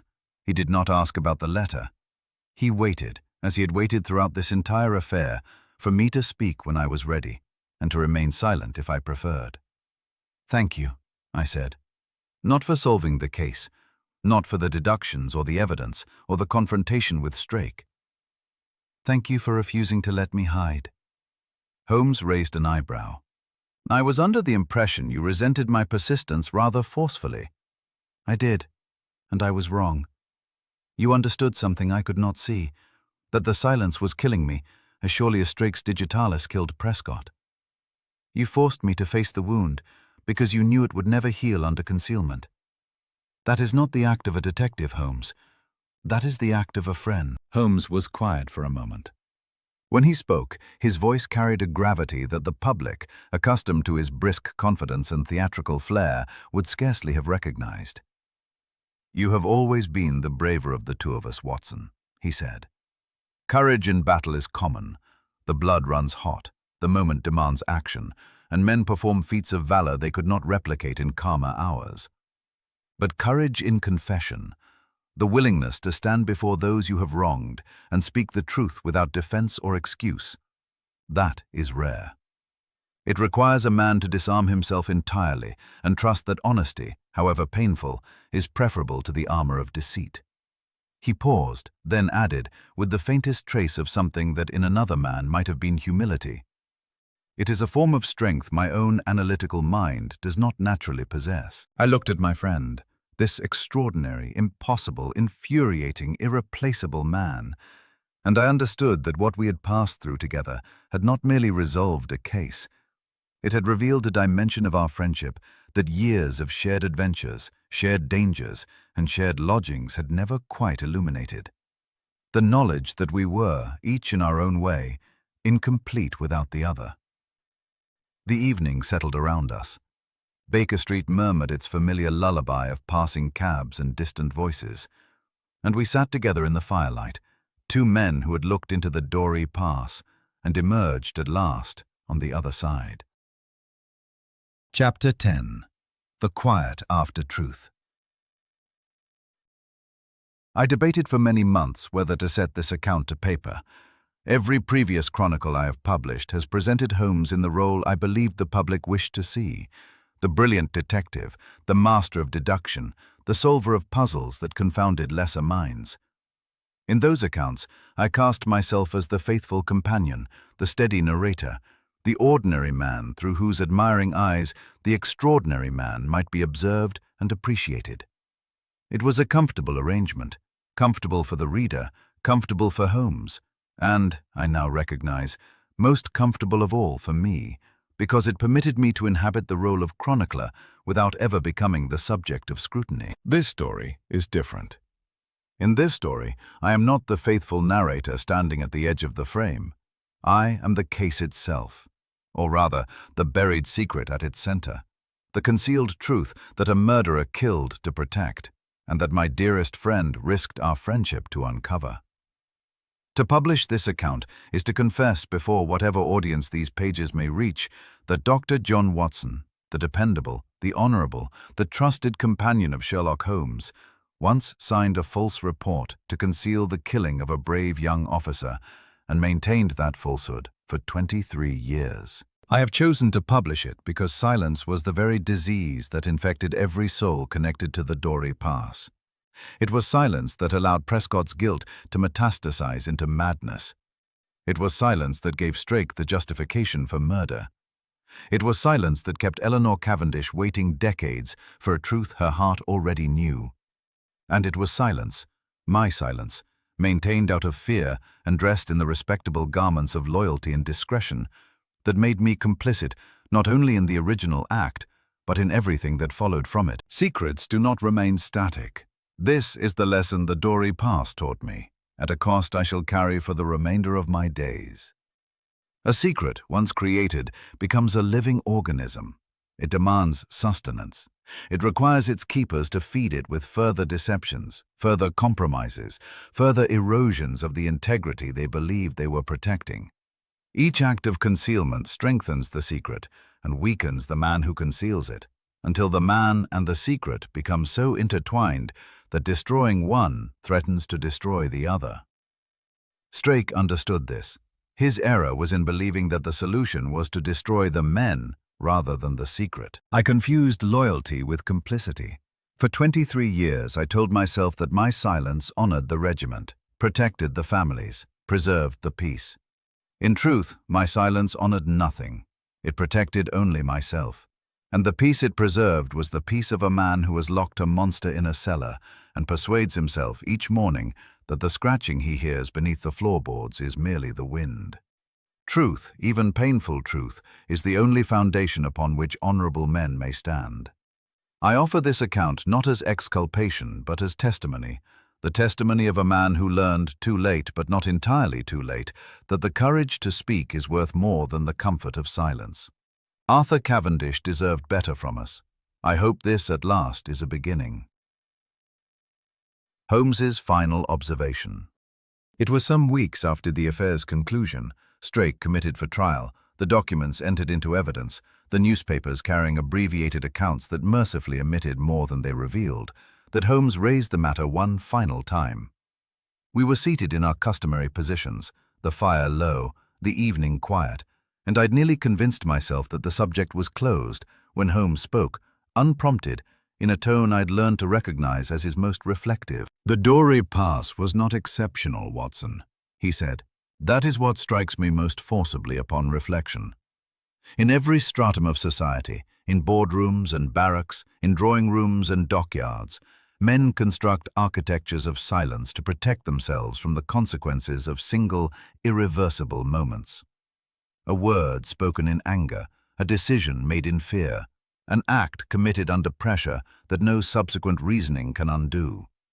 And around each such moment, the men involved build walls, walls of agreement, of mutual obligation, of shared vulnerability, until the original act is buried so deeply that they can no longer distinguish between the silence that conceals it and the ground upon which they stand." He paused, reaching for his pipe but not lighting it, a gesture that, after years of observation, I understood to signify not the desire for tobacco, but the desire for a moment's reflection upon what he was about to say. What distinguished this case was not the crime, nor even the murders that followed from it. What distinguished it was the fact that one man, you, Watson, chose ultimately and voluntarily to dismantle his own fortress of silence. Not because you were compelled, not because you were discovered, but because you recognized that the fortress had become a prison and that the only key was the truth you had spent half a lifetime concealing. He looked at me then, and in his gaze I found neither judgment nor absolution. Those were not gifts within his power to bestow, but something rarer and more valuable: recognition. Holmes saw what I had done, understood what it had cost, and acknowledged that the cost had been paid. "I have spent my career in the pursuit of truth," he said quietly. "I have extracted it from reluctant witnesses, deduced it from fragmentary evidence, and assembled it from the scattered debris of human deception. But I have always pursued it from the outside, as an investigator, an analyst, a dispassionate observer of other men's secrets. What you did required a form of strength that my analytical mind does not naturally possess. You pursued the truth from the inside. You turned the investigation upon yourself and found the courage to report what you discovered, however damning." The fire shifted, sending a brief cascade of sparks upward into the chimney. Holmes turned his gaze to the window, where the lights of London glimmered in the darkness.